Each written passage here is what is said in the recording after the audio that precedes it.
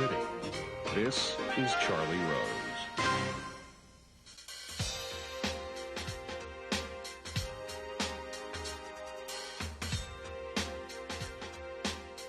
David Lynch is widely regarded to be America's premier avant-garde filmmaker. You need look no further than the following films: Lost Highway, Blue Velvet, Eraserhead, and The Elephant Man. Why didn't you tell me you could read? Right. Oh, I see.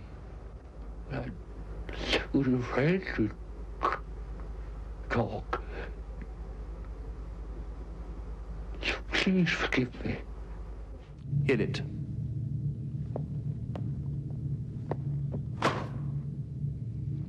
Yell at it.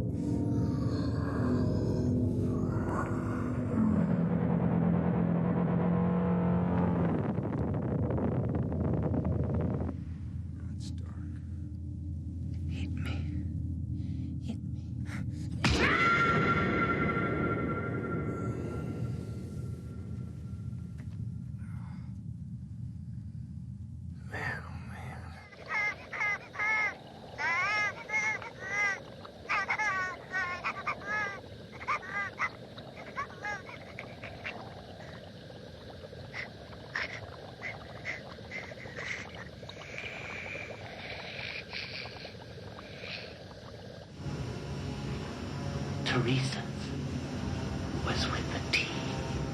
That's right. You may think I'd gone insane, but I promise I will kill again. I'll get it. Hello? Meow, meow. It's me.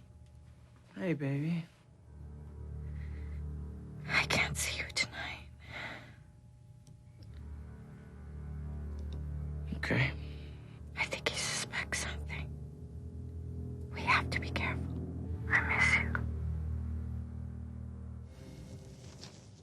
What do you faggots want?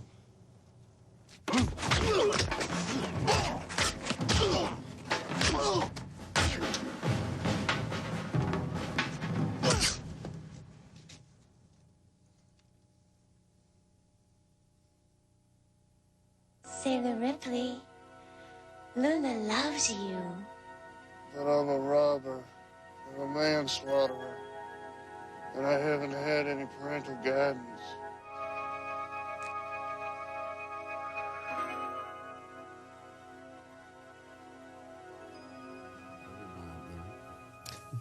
David Lynch's unique place in cinema continues with his latest film, The Straight Story. It has already been recognized by the National Board of Review as one of the year's 10 best films. I am pleased to have David back at this table. Welcome back. Thank you, Charlie. It's good to be back. Let's just talk about The Straight Story first and, Sure. and how it fits in sort of the evolution of a filmmaker. When did you tell me the story? The story of how it happened, how I came to do it? How you came to do the film. Okay. In 1994, Alvin made this journey. This is Alvin Strait. Alvin Strait. And he traveled on his riding lawnmower to visit his brother. Who was very ill. Who was very ill. And the newspapers covered this story. Toward the end, people got, aware of it and started covering it. And Mary Sweeney read about it in the New York Times. She held this, desire for 4 years to want to, write the story and get it made. And I'm hearing about it. I live with Mary. I know, I was going to say. Yeah, I live with her, and every morning, every night, I'm hearing about the Straight Story. Straight story. But she didn't get the rights for it until 1998. Yeah. So when she got the rights, she and her childhood friend John Roach sat down and wrote this script. They wrote it pretty fast. They took the whole journey. They went and interviewed many people, talked to the Strait family, and wrote a script that I think of all the scripts I've read, I've really only liked 4 scripts, and this is one of the 4. I loved this script. I didn't think that I would love it. And so once I read the script, I was there. All right. Now, here's what's interesting about this. What are the other 3 scripts that you've loved? Okay. I loved a script called Love in Vain about Robert Johnson. Right. Great script. I loved 2 scripts by a guy named Gregory Brooker, Spring of '61 and The Fall and Rise of Glenn. And those 3 I loved. Yeah, and plus, and so then, now Mary wants you to direct it. She says, take a look at this and see if you're interested in directing it. Right. And but everybody notes, first of all, this is not like anything you've ever done before. Right. It was curious. I'm reading the script and I'm feeling things, and I've always said that film is such a beautiful language. It can do abstractions. It can do abstractions, and abstractions are the combination of all these different elements that you have in a film. It can do an abstraction of emotion, and I felt this emotion coming from the script. And that's what that's what lit my fire. The emotion of what? The emotion coming from a scene, from a word, from a look. When you read something, we all have the experience, we picture it in our minds. And those pictures, those initial things, are what guide us from then on. And so as this thing, I was picturing it, at the same time, I'm feeling things, and I'm thinking, film can do this, and it could be beautiful. You spent 21 days filming. No, 31. Okay, 31 days. All right, 10 more. 10 more. That makes Iowa. A big difference. You filmed it sequentially, too. We had to film in sequence, yes. Yeah. Richard Farnsworth. Was he the unanimous choice? Oh, yeah. Because he's brilliant in this. Yeah. We're so lucky to have had Richard in this film. And everybody who's seen the film agrees that Richard is spectacular. I loved working with him. I think he's one of the all-time great actors. He doesn't consider himself an actor, which is kind of sad, but okay. He came about acting through, he was in the rodeo, then he was a stuntman, and then he came into acting. And he never really, because maybe he didn't study or he didn't do this or didn't do that, but the guy can make it real from way deep inside of him, and it's a beautiful thing to watch. Do you consider yourself, in your heart, a painter or a director? I'm both. That's what I am, both. I'm also a great guitar player. Oh, are you really? Yeah. How about cook? No, I don't like cooking at all. No. Don't like it at all? No. What else do you do well? You paint, you direct, you play the guitar. No, I'm very interested in music. I'm not a guitar player. I play the guitar, but I am very interested in sound and music. I love working with Angelo Badalamenti. He's done everything you've done since the 80s. Yeah, since Blue Velvet, right. Yeah. And now I have my own studio, and the primary purpose of it was to be able to experiment, and that's a great thing to be able to do. All right, let's take a look. Why is this man's journey, Alvin Strait, played by Richard Farnsworth, across Iowa to see his very sick brother on a tractor? Interesting.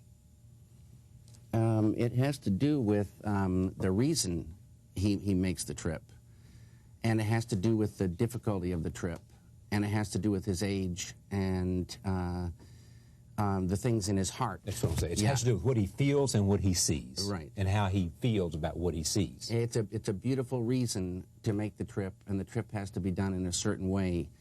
And that's what it's all about. And that comes through, for me, and I think for others. All right. Roll tape. Here it is, a scene with Alvin Strait, and when he's talking to his daughter, Rose, who's played by kind of an eccentric daughter, played by Sissy Spacek, about going to visit his brother Lyle. Here it is. Rosie, I've got to go see Lyle. and I've got to make this trip on my own. I know you understand.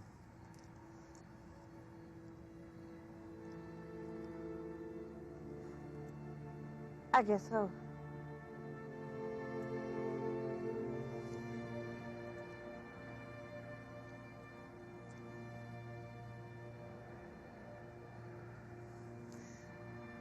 Look up at the sky, Rosie.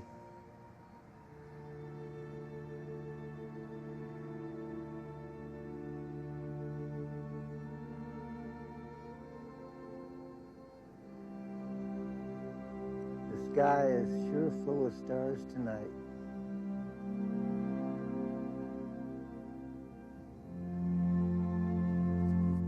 Man, if you don't like that, then, you know, you're not living on this planet. Well, that's a beautiful scene, and Sissy did a spectacular job, as well as Richard, as well as everybody. Why did you want Sissy? I've always wanted to work with her. She's married to Jack Fisk, who's he's my oldest and best friend. So. Is he a screenwriter or director? What is he? He started out as a production designer, and he worked with Terry Malick and, you know, a bunch of people. And then he went into directing, and now he came back to production design. And so this is the first time we worked together, and first time I worked with Sissy, even though I've wanted to work with her, but you've got to get the right part lined up with the right person, and it happened this time. Now, is Mary happy with what you did with her script? I hope so, yeah. Or else, you know, come home tonight. Yeah, she's happy. She's also the editor, so. Exactly. Yeah. So, and that's in fact what her profession is, right? Right. Yeah, but she's producer now and editor and now a writer. So she's taking over. Now, having done this, was it difficult for you? Because it's not the kind of thing you had been used to doing? Blue Velvet, this is a long way from Blue Velvet. It's not difficult. Every film is difficult in a way, but it's so much fun. And the story dictates everything. And so once you fall in love and those pictures form and you stay true to those early feelings, true to the story, you go. It's the same as every film. I know it's different than most of my other work, but the way it goes is the same. And it wasn't any more difficult to do because you're dealing with capturing the emotion of, was it easier? No, it wasn't easier. In some ways, it was more difficult. This thing about emotion, you know, it's an intuitive thing. The film talks to you, and the story talks to you, and so it's a little bit action and reaction. You know, you're experimenting as you go to get the thing to feel correct. And how come it has to feel correct to me? And so you work and work until it does feel correct. And on this, there were fewer elements going along in the sequences, and so each one became more important.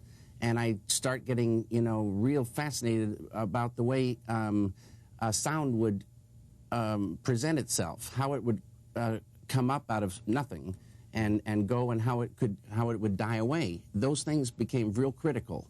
The way things appeared and disappeared. Some will argue that restraint can heighten the emotional effect.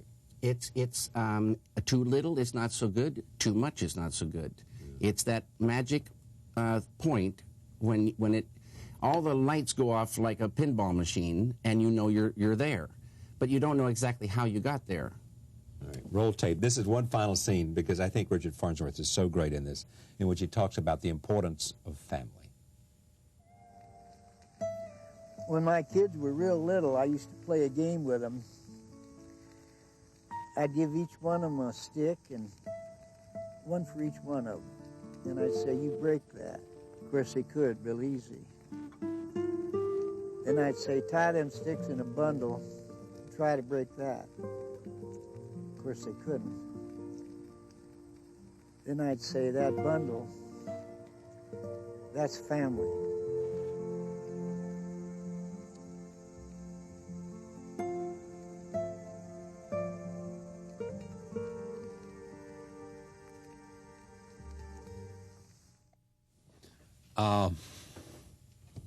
Put this in the context of things you have done. How do you feel about it? Is it just part of the evolution of one man's? I feel very good about it. It's a film that I think it's out there right now, and it's holding its own, and apparently it has very good word of mouth. And I'm just hoping that it can hold out there, and that people will go experience it on the big screen. Mm-hmm. I think in time it will have a very good reputation, this particular film. Any longing within you to make peace with something? Yeah, maybe myself. Yourself? Yeah. You're at war with yourself, or are you trying to understand yourself, or are you on a journey to understand myself, yeah. to understand contradictory impulses? Or? Exactly, yeah, to figure it out. Yeah. It's a mystery. Is this simply a case of a gifted filmmaker seeing a script he loved? Or can you make more of the fact that you're doing this film in terms of the cycles and the evolution of the life, of a creative artist's life? I have said that I think first you read a script or a book, or you get ideas, and you begin to fall in love, and at the same time you feel a thing in the air. And the thing in the air is always changing. And something about the thing in the air verifies your love, or you kind of goes against it. And in this case, it went, with it, the thing in the air. And so it felt correct to go forward. What's the thing in the air? I don't know what it is. It's it might be, in Germany, they say it's a Zeitgeist. Yeah, they told me that name for it. And I don't know if that is. This thing that is always changing, and it's a product, I think, of every one of us. And since we're always, moving about and changing and going forward, this thing is always changing, and it tells you something. Okay, the question I'm really asking: does this fact that David Lynch, at this point in his life, is making this film, beyond the fact that it was a script he liked, say something? I mean, here David Mamet's making The Winslow Boy. I don't know. Wim Wenders is making Buena Vista Club. Yeah, that's a great thing. It's a great documentary. Yeah, it's a great one. Yeah. So, I mean, you know what I mean? I know exactly what you mean. I don't think it says so much about me. I think people do feel this thing in the air, and it might alter our thinking a hair. You don't know what you're going to fall in. The most important thing is what you fall in love with. And the reason you fall in love is an abstraction. Nobody knows why they fall in love with this woman and not this one. Yeah, or why they fall out of love. Or why they fall out. Well, they know that a lot of times. Yes, they do. But so, and you can't figure it out. In other words, you can't sit here and say to me, I can tell you what was in the air. It was this, this, and this. No, you can't. It's a beautiful abstraction. Beautiful abstraction. It's a kind of a psychic thing. What kind of paintings are you painting now? I'm painting with glue. I like texture, and oil paint is very expensive. So I found this tile cement that's not so toxic, but you can get a 5-gallon tub of it for pretty cheap. It's really sticky, but if I paint outside and a little bit later the sun starts cooking it, and it becomes less and less sticky, and then if I mix paint in with it, sometimes I set it on fire. They're glue paintings. Yeah. And they're organic, and I try to get nature to work with me on the things. Yeah. Do you paint out on top of your house? Is where where your studio is? Yes, it is. You just go up there in the sunlight and paint. Exactly right. Now, why do you paint outside? Well, because there's a lot of toxic things involved with the work. I see. So you got to be outside so that nobody gets sick. And I like the way the sunlight it works on it. It cooks it. In California, it gets sometimes very hot. But what are you painting with this glue? I'm painting a series of this character, Bob, and his, particular concerns, I guess. Yeah. Speaking of Bob, just tell me the story about when you were going to Bob's Big Boy in Los Angeles. You've got a fixation. Yes, I do. Because I love you. Love chocolate. You like chocolate milkshakes? No. I like vanilla milkshake. Vanilla milkshakes. Yeah, you like chocolate. I like chocolate. Yeah. But what else would you eat with this? Just milkshake? a coffee. Oh, but you had all this sugar in the coffee. Yeah, I had sugar. What was going on there? Was it was giving you a high that made you think clearly? Yeah, but I didn't. It is like a drug, I suppose. The sugar can be. Yeah, because it revs you up. And but I went, as you know, at 2:30 in the afternoon. Yes. Because they pour a liquid into these machines, and it has to have time to get cold to become thick. Right. During lunch, there's a turnover, and so they're always kind of thin.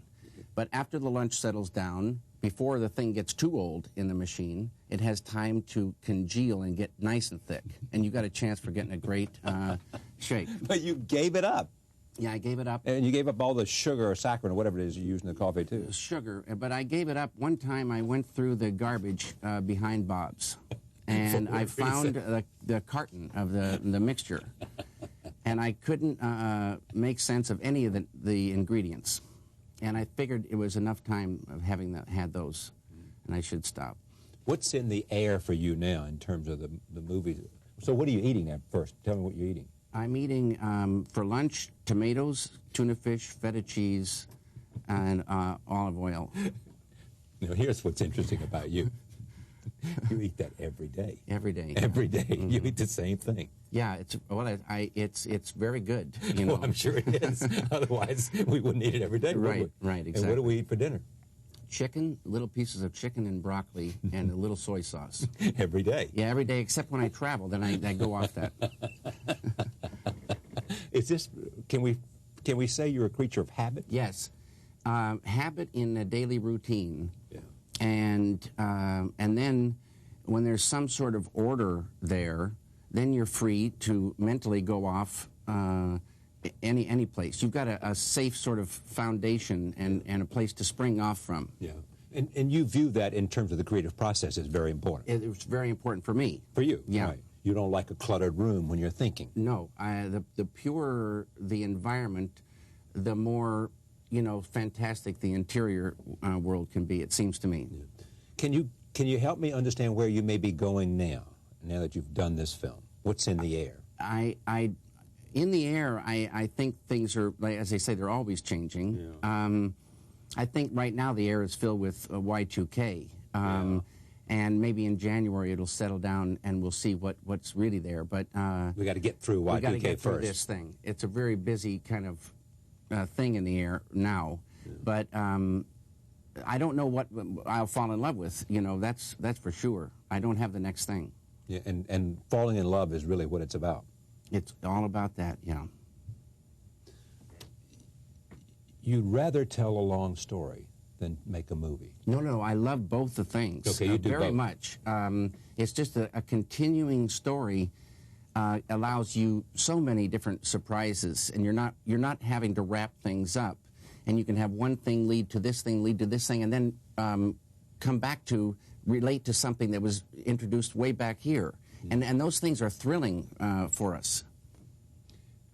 Is Dune the worst mistake was that? That wasn't a mistake. I learned a lot, and it was a little bit, maybe more than a little. I sold out. I didn't have final cut, and I knew the way people were, and I adjusted. And you really can't do that. No. Two things you got to know. Yeah. Final cut. I know that. I learned that, Charlie. And owning your own thing. Yeah, I haven't learned that. But we'll yet. get there too. Yeah. All the things you have made, I realize it's a silly question, but give me. What are you most proud of? They're, they say they're all like children. Yeah. Right. So I like every film, but there always is the feeling, since nothing's ever perfect, something makes you want to go again. And there's something about this beautiful language, you just think it can do something that would be so thrilling to the soul. And so you're looking for a story that allows for modern cinema, beautiful feelings, and all in one story. And so you just it keeps pulling you. Woody Allen once said, if you really want to understand the 60s, you got to see what was going on in the 50s that led to the 60s. For sure. Elvis being one. Exactly. And the Beatles, always you look before. Like a lot of times by that. People make a film that's set in the 50s. Right. Now. Right. So they go and they find 50s furniture and put it in the house and make the film. When in reality, if you went in somebody's house in the 50s, you'd see furniture from the 30s, 20s, right, exactly. 40s. Hardly any people had the 50s stuff. Do you know which generation, at what period you'd like to live in if you did live in this one? In the 50s. 56, yeah. Somewhere around here. I'd like to live to 56, yeah. Why 56? I don't know. The birth of rock and roll was very powerful. And there was a feeling in the air then that I liked. I was a child, so that makes it. I wasn't seeing the whole picture, but in my little world, I felt a real, positive thing happening. Yeah. Even in Missoula. No, I was in Boise, Idaho. Oh, in Boise by then. Yeah, by then, yeah. There are those also who look at Blue Velvet, and was it Wild at Heart? I've forgotten the title. Was it Wild? Wild at Heart. Wild at Heart. Mm-hmm. And they say, there is a man with some weird ideas about sex. Mm-hmm. Well, everybody knows that any avenue has their extremes, one way, and there's most in the middle, a balance. Wild at Heart was all about an extreme, a crazy world, crazy activities, things just coming apart. That was really in the air. When I finished reading Barry Gifford's book, it married itself with this insanity sort of that was in the air. Things were kind of flying apart. And I love the idea of a love story in the middle of an insane world. So everything was kind of out. And but Sailor and Lula were very much equal, one to another, the man and the woman. He respected her, she respected him. I liked that in the middle of this crazy modern, thing. But they were with each other. They knew what they wanted, and they were together. Dennis Hopper influenced Blue Velvet by his sheer intensity and performance for you. Mm-hmm. Did he not? Oh, sure. Yeah, somebody else. I mean, he was born to play. He admitted it. He said, "I am Frank." That's what he said. You once told me the story. Yeah. Didn't he call you up and called me up and said, "I'm Frank"? That was good news and bad news. Yeah. What was the bad news? The bad news was I had to work with this guy. In my mind, I'm thinking. Oh, you were saying. Mm-hmm. How often have you fell in love with your actresses in your film? Oh man, you're getting personal. I fall in love with them. All because they're... Because work and love and all that is part of who you are. Yeah, I've worked with some great, people, and work brings you, close, and it's a special thing. And there's actors and actresses. That's a very tough life, and when they're going, it's very delicate, and things have to be nice, for them. Things have to be nice for them. Yeah, they have to feel safe, and so they can leave themselves and take on another thing and make it real. Yeah. And the ones I've worked with, they've been very great. So are you. In doing that. So are you. Straight Story is a wonderful, wonderful film, deserving of all the accolades that it's receiving, and Mary Sweeney deserves enormous credit. She does, yeah. Writing the screenplay and playing the role that she played, and seeing that this film made it to the screen. Yeah, and Richard Farnsworth and Sissy Spacek and so many people. I mean, it just shows me the power of storytelling, the power of sort of basic sense of one man driven by a reason in his own heart to go, as he said in that first scene, I've got to go. Forget anything else. I've got to go. Exactly, Charlie.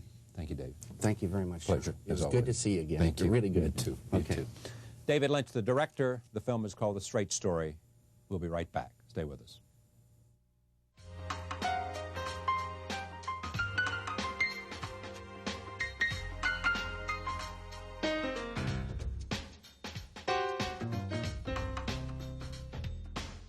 Strategist Michael Wolff believes he has glimpsed the economy's future. In his view, entertainment and media have moved beyond culture to become the driving force of the new economy. Companies that understand this concept will have the chance to thrive, while those that don't will fail. This insight has won him the ear of the world's most powerful CEOs. Over the past 10 years, Wolff has built a reputation as one of the most influential entertainment consultants in the world. He is founder and senior partner of the Media and Entertainment Group at Booz Allen in Hamilton. His new book, The Entertainment Economy, offers his vision of mass media's increasing importance in the new economy, and I am pleased to have him on this program. Welcome. It's great to have you here. Let me just talk about the book first, and then some sense of what your role as a consultant and how they interweave. Let's talk about it. You early on sensed what about the world of entertainment and media coming together? Well, early on, I began to see that companies that that didn't even think about themselves in the entertainment business were increasingly looking to entertainment to put some more excitement, some more engagement into their business. And I realized that as the companies that I consulted to, who were traditionally in the entertainment business, were looking to other businesses for advice and for insights as to how they should run their businesses. At the same time, companies like Hasbro or Citibank or even Ford Motor Company were starting to look to entertainment to figure out how they were going to market to consumers. But is it only about marketing, or is it in fact, does marketing define what it is they're looking to? In other words, I'm trying to understand what the entertainment connection is, that if Ford Motor Company doesn't understand the role that entertainment plays in consumer choice, then they'll miss the boat. Right. But it's not just marketing. It's more than that. And it even becomes more than that when companies go on the internet. For example, every company that is trying to market to the consumer on the internet becomes an entertainment programmer. If you go to Pepsi.com, you can download a video, you can get information on travel sites, you can download music, you can be in a virtual theme park. You can't buy brown fizzy liquid, you can't buy Pepsi. As Pepsi has gone on the internet, they've become an entertainment programmer. And the same thing can be said for lots of other companies that are today, you wouldn't have even thought of being in the entertainment business. And is this because consumers have changed? There's such a bombardment of images into their brains that therefore that bombardment are the ones that they select out that have resonance, are those that have entertainment value? Well, consumers have changed, yes. Consumers have changed in a lot of ways. And they're looking for entertainment values in everything that they're doing. Part of it is that every product, everything in our economy has to pass the who cares test. And so if I'm going into a store and that store is a very boring experience, I may not buy there. If I go into the Nike store where it's an exciting experience, I still might not buy Nike stuff there, but I'll buy it somewhere else. That's part of it is that consumers are expecting that something's got to stand out. But also at the same time, we've got to have things in our lives that grab our attention, that engage us. And that's what entertainment does. Okay, back to you. So you saw this happening, and you, as someone who did not go to business school, right, but had other kinds of experiences that you brought, you figured out that there had to be someone that could do what? Well, what I do on a day-to-day basis is I advise the heads of big media and entertainment companies and internet companies on their business strategies, how they should run their companies, how they're going to compete in the future, how they're going to win in what's really a battle for our attention that's being waged right now. But at the same time, I've been helping other companies that aren't even in the entertainment business, think about how they're going to be in the entertainment business. The obvious question then becomes, and I'd say this to anyone, not specific to you, why do they need you? Why does Sumner Redstone, just to take one person, who's built this huge company, just made the acquisition of CBS, yep, but before that he bought Viacom, and then Blockbuster, and then Paramount. Why does he need Michael Wolff to tell him how to run his businesses? Or why does he need any consultant? Well, I work for some of the most powerful people in the world, and they're great businessmen.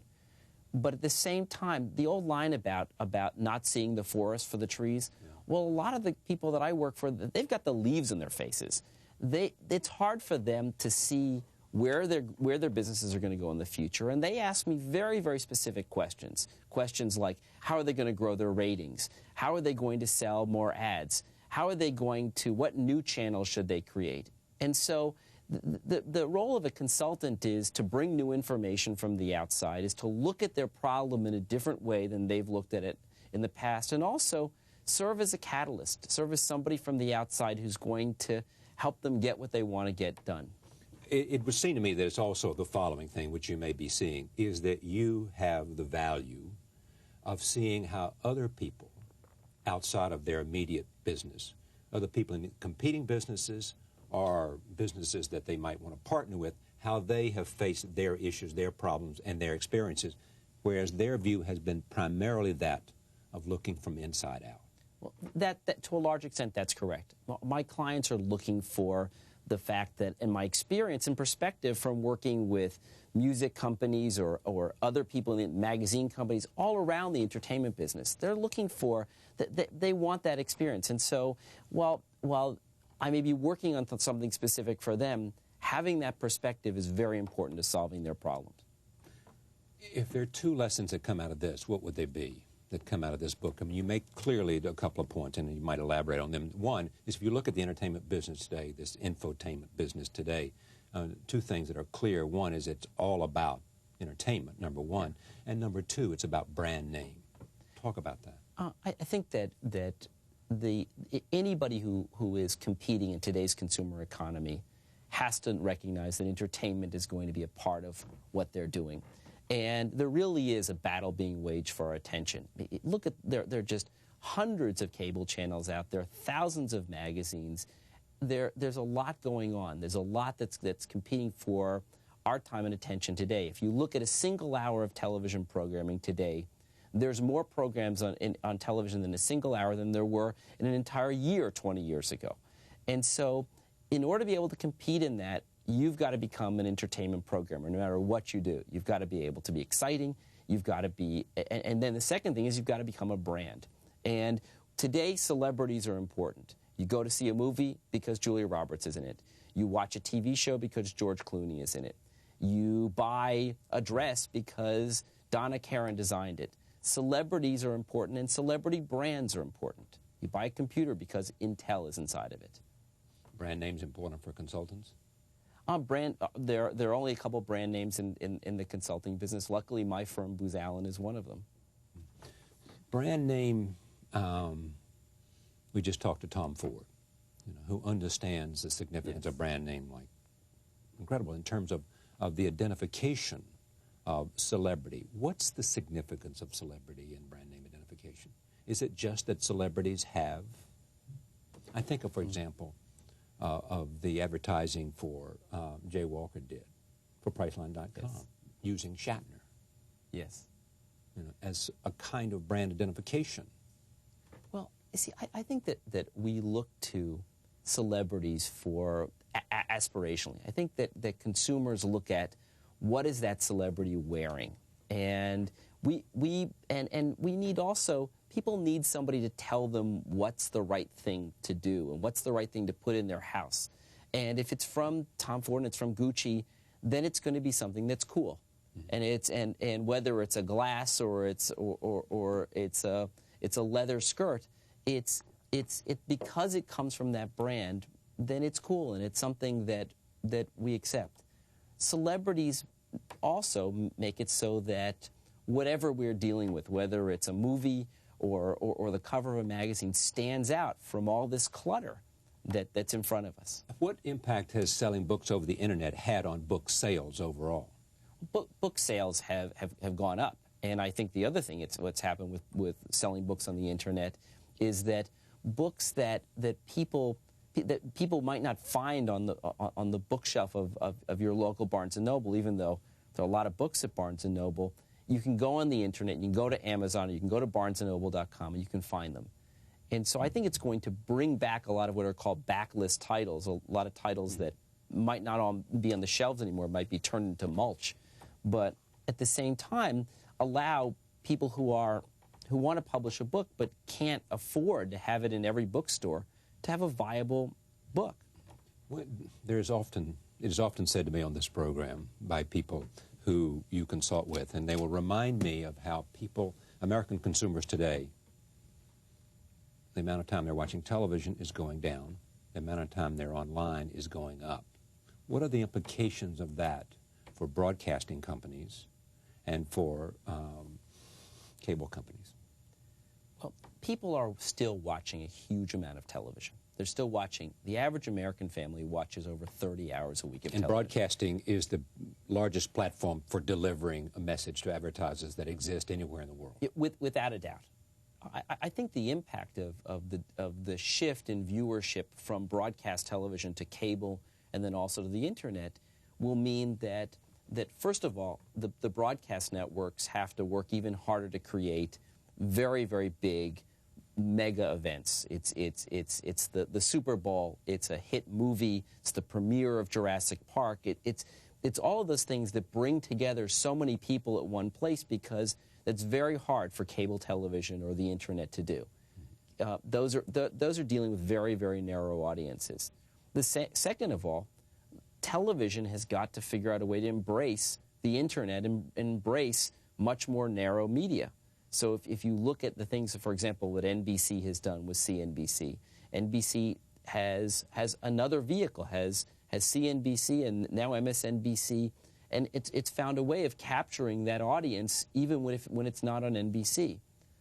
Every one of the broadcast networks is going to have to eventually be part of an empire that includes cable. And that's what we're seeing now with these mergers. Did you have to sell most of these CEOs that were not in the internet business on the phenomenon of the internet and the transforming nature of it, or did they get it before they talked to you?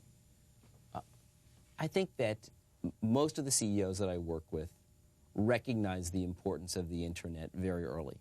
What they didn't recognize was what they needed to do about it. And I think that's why they came to you in the first place. That's right. And I think that many of the big media companies are still having a lot of trouble figuring out how they're going to deal with the internet. What do they need? What do they need to program? How do they need to create a business? If you create an online version of your TV network, then it may hurt the viewership on your main network. And that's still a big issue that they're grappling with. So they've always recognized the importance of it, at least in the last couple of years. What they haven't recognized is what they need to do. Are we also, as just a matter of fact, because we've known this from cable, looking into niche programming across the board, whether it be the internet or whether it be cable? But if we look to the future, we're talking about niche programming. There's going to be a lot more niche programming, but there's an extent to which people can program very, very narrow networks. There's a couple of them out there. There's one called DEN, the Digital Entertainment Network, and there's one called Pseudo.com. And these companies are programming on the internet for very, very narrow audiences. For example, Pseudo has an audience that only goes to people who are video gamers. But it gets to a point where that program becomes so niche, it becomes difficult to be able to afford to do it. Advertisers don't want to advertise on it, and nobody wants to pay to see it. So I think that we're going to get more niche, but we're not going to go all the way to an audience of one, because nobody can pay for it. What rules do you have for how you approach clients? What do you tell your associates when you go in on a new project? One, you tell them, obviously, you got to figure out a way to explain the problem to the client without telling the client that he or she is the dumbest thing to come down the pike in the history of media. Well, what we need to do is we work with very smart people. Our clients don't expect that none of our clients that we work with aren't smart people. What our clients are looking for is they're looking for value. They're looking for us to be able to add insight and information and analysis that's going to improve their business. So, for example, if we're working with a new company, just the other day somebody called us who runs a big magazine. They're asking us to quickly figure out what can be done to improve the business. How are they positioned versus other companies, other magazines in the field? They're looking for us to be able to add value very quickly. And that's the kind of thing I have to tell the people who work with me. Is to figure out how to answer those questions, or figure out how to answer those questions, yes. Yeah. But doesn't it come back, I mean, as much as you know and as esteemed as you are, I always come back to the notion, what business are they in if they have to go outside to tell them how to do that, how to run their own business? There's a huge value. This is not like an investment banker who's telling them how to make a deal. Right. You're telling them how to run their business. Well, it's how they grow their business or how they're going to improve the performance of their business. There is a huge value in having somebody who is knowledgeable, who knows the industry, who knows the way the business works, but can bring an objective point of view and find opportunities and find things that they haven't seen. And I work for a lot of people who are very cheap. I mean, Ted Turner, I like to say to people, he's a very cheap guy. If he gets value out of consulting, it must be worth it. Of course it is. And in the end, information is power. Yes, it is. You know, and ideas are power. And if, in fact, you can get information and ideas wherever you are, wherever you can find them, whether it is buying the services of someone who has them or whether it is acquiring a company or whatever it might be, then you enhance value. And in the end, that's what you're trying to do, to grow your enterprise. These people have to make very, very difficult decisions, and they have to make them very quickly. And if they have, and you're right, if they have more information, if they can have something that can take a little bit of the risk out of that decision. And give them a little more of an edge. Absolutely. It's being able to compete slightly better than the next guy. Then it's valuable.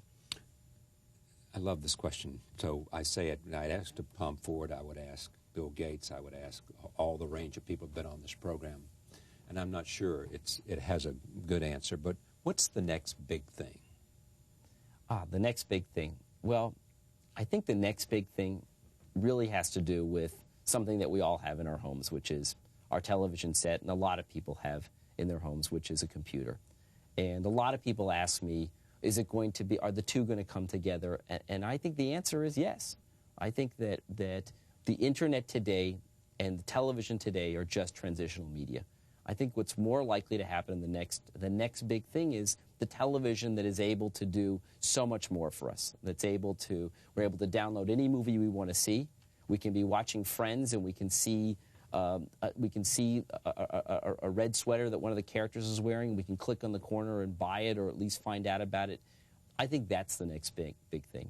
Is there one company in the forefront of that? I don't see anybody today who's really at the front of it, but they're all certainly in a race to get there. And it's powerfully influenced by wires that go into your home. It's influenced by wires that go in your home, and it's also influenced by that box that's on top of your TV set. And so today we have TiVo and Replay that are trying to shift, be able to help you shift whatever you're watching. And boy, I got to tell you, TiVo is very powerful. It can change your life. And Replay can too. Yes, I have one of those. And then you've got the PlayStation 2, which is going to be coming out in March. A Sony product. And what's that? Well, the PlayStation 2, it's much more than a game console. It can play DVDs, it can play CDs, but it can also surf the internet, and it allows you to play games with other people. And Microsoft is developing its own box like that they're calling right now the Xbox, but I'm sure it won't be called that for long. So everyone's trying to compete for that real estate on top of your TV, and then also, as you say, the pipes that go into your home to deliver that. And the winners are not yet known. I don't think the winners are known, and I don't think today that we can look at the assets that these different companies have and know who's going to win. Because a lot of it's still uncertain. But a lot of money has been put on the table in placing your bets on one side or the other. I mean, the Wall Street Journal had a story that I'm sure you saw about a couple of months ago saying that one of the biggest bets in corporate history was AT&T's bet on cable. There's probably been no larger bet in corporate history than that. But just because $110 billion or whatever it is. It's a huge amount of money, and it's still not clear whether it's going to pay off. Just because money gets spent on betting on these things doesn't mean someone's going to win. Time Warner spent over $150 million on an experiment in Orlando that it called the Full Service Network. And it was a bomb. It was a bomb, but you know, we've learned a lot from that experiment. We've learned that because it really was this combination of TV and the internet. And lots of money is going to get spent on trying to win this battle. Ultimately, we as consumers are the ones who are going to get to decide. There's this old line in consumer products is that ultimately the dogs have to eat the dog food. And that's the same thing here. We get to choose. Right. We're the consumers. Oh, the proof is in the pudding or something like that. And in the end, you would hope that we would be the better for it. The consumers, in fact, will in the end be the winners as long as it's affordable to consumers. I think we as consumers... It doesn't make sense unless it's affordable to consumers.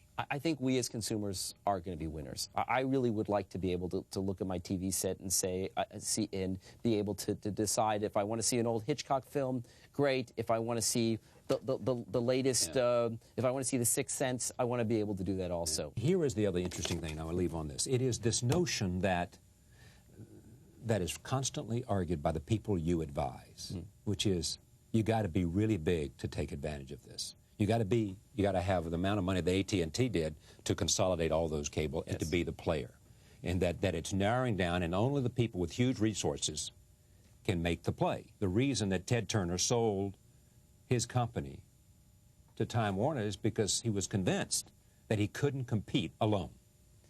This is a game about big bets, and a lot of those bets aren't going to pay out.